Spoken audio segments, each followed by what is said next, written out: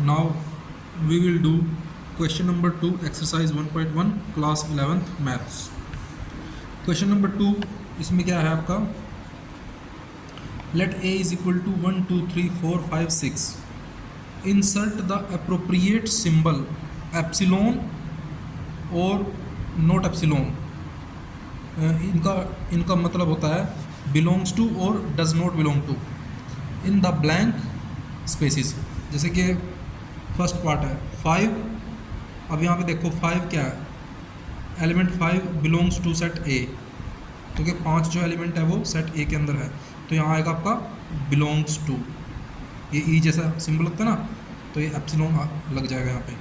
Second part में 8 belongs to ए और not, 8 जो है एलिमेंट नहीं है सेट ए का, सो यहाँ पे आ जाएगा ये एप्सिलॉन निशान लग के उस पर थोड़ा कट लग जाएगा, यहीं के does not belong to. Third आपका 0, as we know that 0 is not an element of the set A, so 0 does not belong to A. Fourth part 4, here 4 is contained in the set A, so 4 belongs to A. Fifth part 2 is also contained in the set A, so 2 belongs to A. Sixth 10, we know that 10 is not contained in the set A, so 10 does not belong to A. So solution में हम क्या लिखेंगे, हम solution start करते हैं.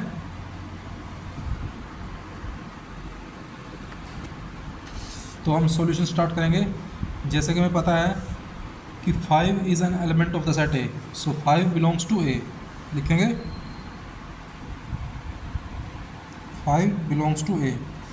Second का solution क्या होगा, सेकंड पार्ट, सेकंड में आपका 8 does not belong to A, so हम लिखेंगे 8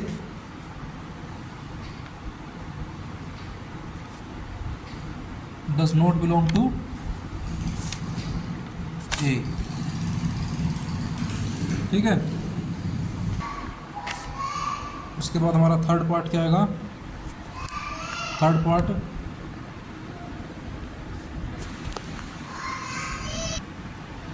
पार्ट में क्या होगा, 0 does not belong to A because 0 is not an element contained in the set A.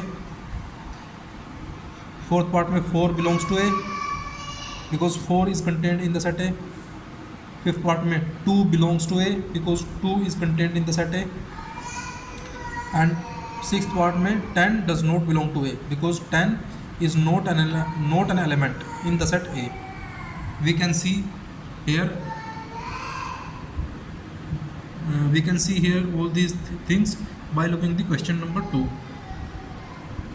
Hence question number 2 solution is this, and question number 2 is completed. Now we will do question number 3. Question number 3 देखो, question number 3, write the following sets in roster form. First part, A is equal to the set of all x such that x is an integer and -3 less than x less than 7. तो क्या हो जाएंगे इसके, कौन से element होंगे set में, x एक इंटीजर है और x -3 से बड़ा है और 7 से छोटा है, तो क्या जाएंगे -2 -1 0 1 2 3 4 5 एंड 6. ठीक है. तो उसका सॉल्यूशन लिखेंगे फर्स्ट पार्ट का. तो फर्स्ट पार्ट का सॉल्यूशन ये है, a is equal to -2 -1 0 1 2 3 4 5 and 6. ये रोस्टर फॉर्म में आ चुका है सेट. ठीक है. अब हम सेकंड पार्ट करेंगे. सेकंड पार्ट में क्या है, b is equal to the set of all x, b is equal to the set of all x such that x is a natural number less than 6. तो क्या हो जाएगा, 6 से छोटे नेचुरल नंबर कौन कौन से हैं, 1 2 3 4 5. ठीक है. सो सॉल्यूशन लिखेंगे सेकंड में, second b is equal to क्या हो जाएगा, a natural number less than 6, 1 2 3 4 5. ठीक है, ये बी हमने रिप्रेजेंट कर दिया है रोस्टर फॉर्म में। अब सॉल्यूशन नंबर 3, थर्ड पार्ट का सॉल्यूशन क्या होगा, यहाँ देखो थर्ड का C is equal to the set of all x such that x is a 2-digit natural number such that the sum of its digit is 8। तो solution क्या होगा इसका, थर्ड का C लिखेंगे हम।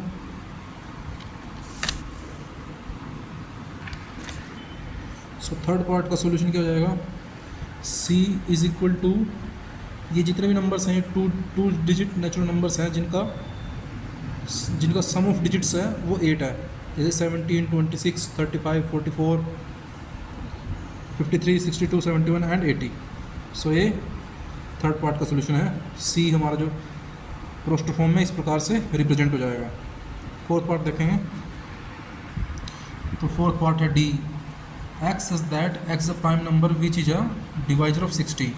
तो ऐसे प्राइम नंबर्स देखने हैं जो 60 को डिवाइड करते हो, कौन कौन से हैं, आप देखोगे कि D will be represented in roster form as D is equal to 2, 3, 5।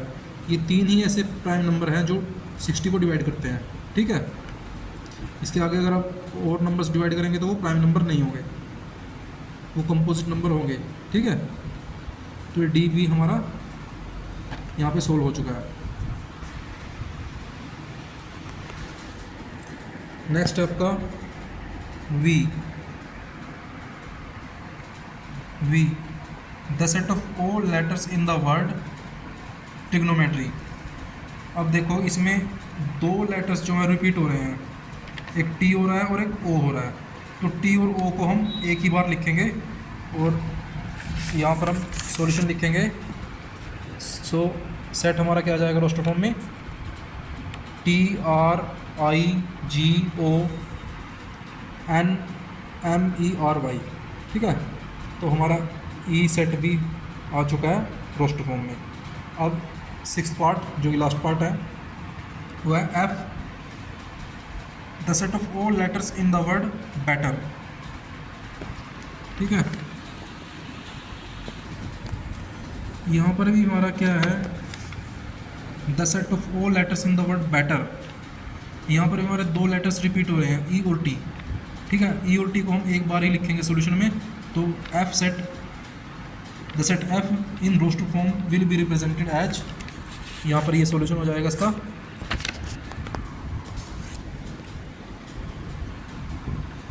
ये रहा F is equal to BETR। E और T 2 बार रिपीट हो रहे थे इसलिए एक ही बार लिखेंगे हम, ठीक है। हम लिख भी सकते हैं 2 बार भी, but generally elements in the set are not repeated. So F will be, so the set F will be represented in roster form as in this way, BETR। So question number 3, हमारा जो question number 3 है, सो हमारा question number 3 है वो भी हमारा complete हो चुका है, ठीक है।